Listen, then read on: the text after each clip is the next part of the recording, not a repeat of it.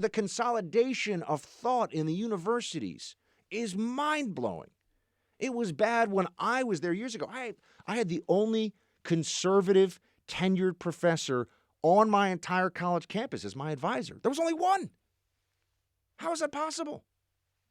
That's possible because the libs are totalitarians, and so they control access, and they crush people that don't agree with them. And then they create a little monoculture. They create the echo chamber of the faculty lounge, and the faculty lounge creates an echo chamber of the greater campus. And the greater campus then includes the law school portion of the campus. And then that means that you have lawyers running around the country who think that the law is whatever they want it to say because whatever makes them feel good and gets a monologue of praise from Chris Hayes or Rachel Maddow is what really matters. The Constitution be damned, who cares?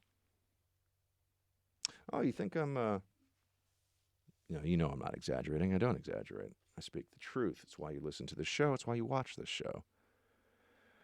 We have Professor Karlan of Stanford Law School showing us who she is and how she thinks about things. Please, Producer Brandon, clip 5. Kings could do no wrong because the king's word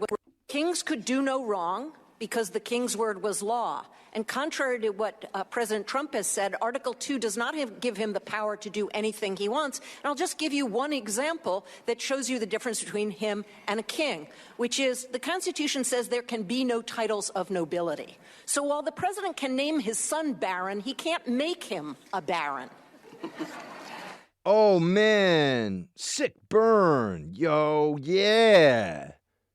Bringing the president's 10-year-old son into this hyper-partisan testimony.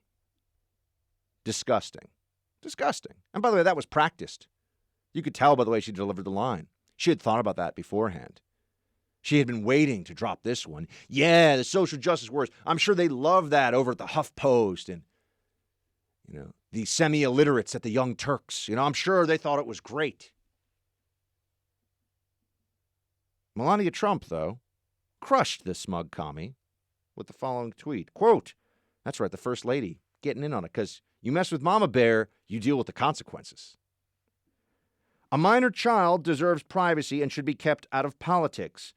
Pamela Karlan, you should be ashamed of your very angry and obviously biased public pandering and using a child to do it. End quote, courtesy of Melania. Boom. By the way, the most fashionable First Lady of all time, and yet all the fashion magazines they won't dress her, they won't put her on the magazines because they're appalling leftists. No surprise there. That's right. Professor at Stanford Law, tenured professor, probably making $300,000 or $400,000 a year to brainwash recent college grads into thinking that they really understand the law and that, things like, Roe v. Wade, that's a good way to interpret the law. Look at that. That's a thumbs up. Yeah, we'll invent something and this other thing and, there we go. The law says whatever we want. It's a living constitution, you see. The words are alive and they can move around based on our orders, based on our whim. And yet here we are. Pamela Karlan lecturing the country, all these professors lecturing the country. What exactly do they know? What do they bring to the table? Nothing that was unexpected. She did kind of apologize, which I thought was also worth hearing. Play clip 12. And if I can just say one thing, I want to apologize for what I said earlier about the president's son. It was wrong of me to do that. I wish the president would apologize, obviously, for the things that he's done that's wrong, but I do regret having said that. See, I regret her being dumb. I mean, the fact that she brought the president's very young son into this conversation is completely unacceptable. I mean, look, I'm not crying big tears about it. I mean, it wasn't. She brought him into it. It was a petty thing to do, but it wasn't. She didn't call him a little idiot. I mean, there have been leftists who have, and in the press, who have said horrific things about Barron Trump.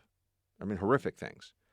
And they have been allowed to. I mean, if you ever want to understand that the press really isn't that different now, we're just better at seeing who they are, go back and read some of the stories that the left wing Rags would put out about Sarah Palin and her family and her child, and oof, back in the 2008 election, liberals are appalling. No honor, no dignity, no class.